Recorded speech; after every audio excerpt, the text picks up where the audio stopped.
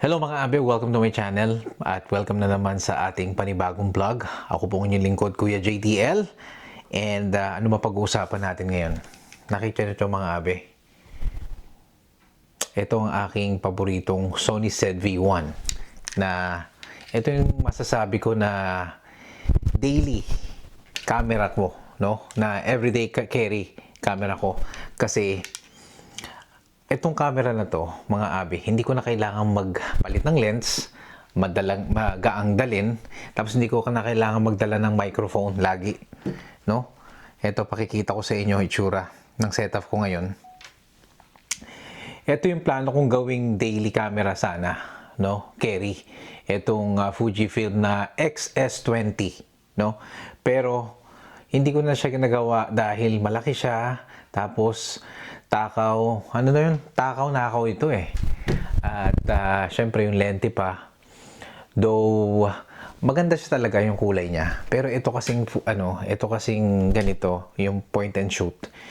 Napakadaling gamitin. Hindi mo na kailangan mag-isip ng setting. Lalo na ginagawa ko ngayon, talking vlogs. Kaya ko namang, kung kulay din naman ng Fujifilm, kahit pa paano 70%, kaya ko namang i-edit, no, sa aking cellphone kung ano yung kulay na binibigay ng Fujifilm. Pero syempre magkaiba siya ng tinatawag na yung characteristics, no? Ito kasi 3 taon ko na itong ginagamit, no? At simula day 1 na binili ko to, halos araw-araw na to na nasa nasa bulsa ko halos o nasa bag ko na maliit. At isa pa, kapag may mga artista, no, na dumadaan sa mga film fest o sa mga Filipino events, no, ito ang pinakamabilis na pwede mong pang selfie, no. Ito yung pinakamabilis sa lahat. At kaya lagi ko siyang ginagamit. Dahil kapag mirrorless yung gamit ko, mag-iisip ko pa ng lente, settings. Kaya ang ginagamit ko lang yung mirrorless pag may mga projects ako na kailangan ko ng, kumbaga kung tawagin nila yung pangmalakasan o kung may mga paid gig ako. Ang nangyari dito sa camera na to mga abe, nagamit ko pa siya shackle no? Ang problema dito, ito siya pagka pinasok ko siya dito, hindi na siya naglalak, no? Nasisira yung memory card. Nasisira yung memory card pag kinabit mo sa kanya. At kapag nagpalit ka ng baterya, tatalsik siya, no? At ang ikatlong problema, minsan hindi nagre-record. Hindi na niya nagre-read.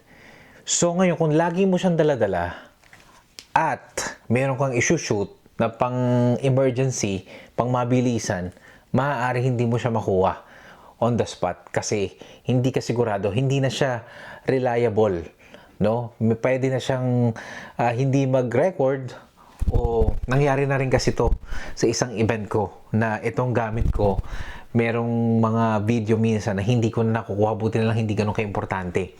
Paano kapag may travel kami ni Miss JDL?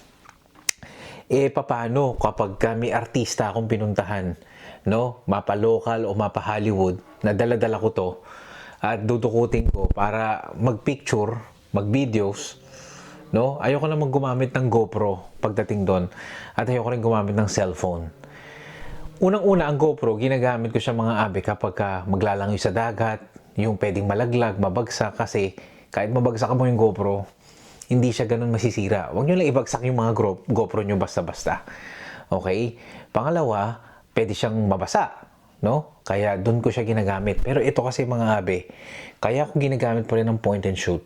Meron siyang zoom range, no, na kailangan ko. Hindi ko na kailangang magdala ng isa pang camera sa mga tinatawag na B-roll o sa main frame ko. Ito na yun. Okay? Tapos maganda ang audio nito. Kaya ito ang lagi kong ginagamit. Tapos hindi siya oversaturated kapag ginamit ko, or importante sa akin, hindi siya oversharp, no? Kagaya ng cellphone kasi, oversharp pagkagamit ko, lalo na yung Samsung ko, hindi ko siya gusto pagka nagsusum ako. And besides, no, naniniwala kasi ko mga abe na ang telepono pang tawag, pang browse, etc. Pagka ginamit mo na lahat, hindi siya para sa akin, hindi siya angkop na gamitin mo na lahat from vlogs, from pictures, no, from editing, lahat, pang-browse yung cellphone or pantawag, no? So, ginagamit ko lang yung cellphone pagka sobrang emergency. Okay? So, sa susunod, papaliwanag ko sa inyo mga ginagamit ko pagka nagko-content ako. Pero usually, ito talaga ang gamit ko for the last 3 years. No? Nagawa ko rin tong webcam. No? So, tsaka pag nanakaw siya, o kapag ka talaga ito nasira, hindi ko masyadong iindahin. Unlike yung setup mo ng mirrorless, kasama lente, kapag nanakaw o nasira, nabagsak, kapag ka nagto-talking vlog ka na ganyan, no? Ganyan-ganyan, pagsisisihan mo siya eh. No? Manghihinayang ka, manlulumo ka. So, ginagamit ko pa rin, dinadala ko pa rin sa travel itong XS20 ko. Pero only sa photography or sa stick photography o kapag meron talaga akong gustong kunan na gusto ko high resolution. Lalo na kapag kinukunan ko yung misis ko kasi favorite niya talaga yung skin tone ng Fujifilm. Pero ako, kung ako tatanungin, kung pang mabilisang content, storytelling, napaka-useful sa akin ito. Kaso, nasira na siya eh. No? At ayokong siyang parang ito malalagay na to sa aking sa aking museum, no? Do talagang ayoko pa siya talagang i-give up. Pero kumbaga kung kailangan niya ng mamahinga at talagang halos araw-araw ko siyang ginagamit, no? Wala akong magagawa. Puro gasgas na nga siya, no? Puro gasgas na siya actually. At pero sobrang ang dami kong nagawang content gamit dito. Marami rin ako nakunan. No, kung titingnan nyo, majority ng aking mga travel vlogs, kuha dito. Kung sinusubaybayan nyo ako sa Facebook, no, yung mga selfie ko sa mga artista, no, video capture, galing dito. Dahil to sa low light, no, hindi mo matatawaran. At syempre, hindi siya masyadong alangan pag nagko-content ka kasi maliit. No? Hindi masyadong na-intimidate yung mga kino-content kong tao kapag gamit-gamit ko itong camera na to. So ito, gusto ko lang i-share sa inyo at marami pa kami pagsasamahan nito. Pero sa tagal-tagal ng channel na to mga abe, ito ang isa, no, siguro number 2 na paborito ko na ginagamit ko sa paggawa ng content aside from my Fujifilm, no, line.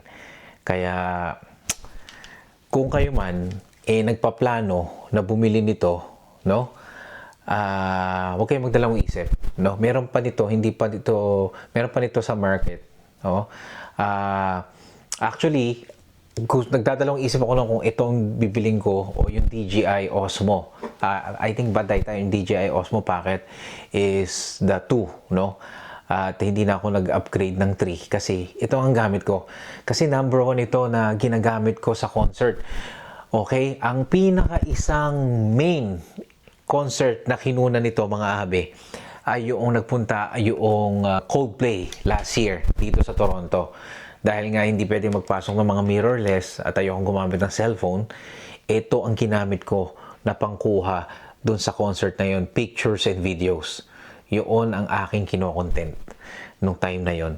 Dahil sa mga concert, karamihan ang makikita nyong concert na content sa aking channel, ito po ang gamit ko. Okay? Lalo na yung sa Coldplay. Alright? So, hindi ko na...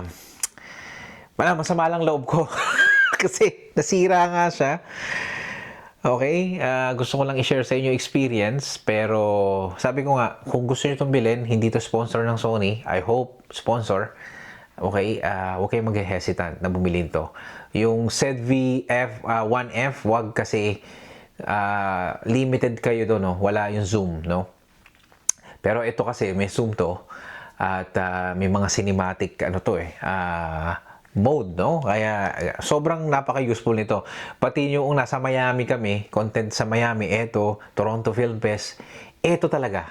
So, talagang I'm so disappointed na nasira siya.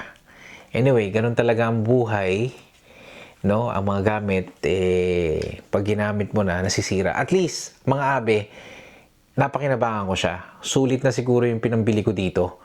No, hindi siya umabot ng 1,000 yung pinambili ko dito. Sobrang mura nito nung nakuha ko. Kaya well recommended tong camera na to. Kung gusto niyo kung gusto niyo mag-avail nito, meron pa nito. So, alam ko uso ngayon ng mga point and shoot, pero well recommended, mapapakinabangan yung gusto. Pero talagang ingatan nyo lang. Siguro kung babalik ko yung pagkakataon na, babalik yung panahon na umpisang nakuha ko to, ang unang gagawin ko siguro, hindi ko masyadong tinatanggal madalas yung memory card para maglipat ng files. So, gagamitin ko yung HDMI or yung USB-C para dito. Tapos or yung online, no? Yung Bluetooth yung wireless transfer ng mga camera. Kaya lang pagka gumagamit kayo ng 4K video, medyo matagal 'yon. So anyway, sa lahat ng travel ko, dala-dala ko 'to eh. Ngayon nagsising in na, nasira na siya talaga.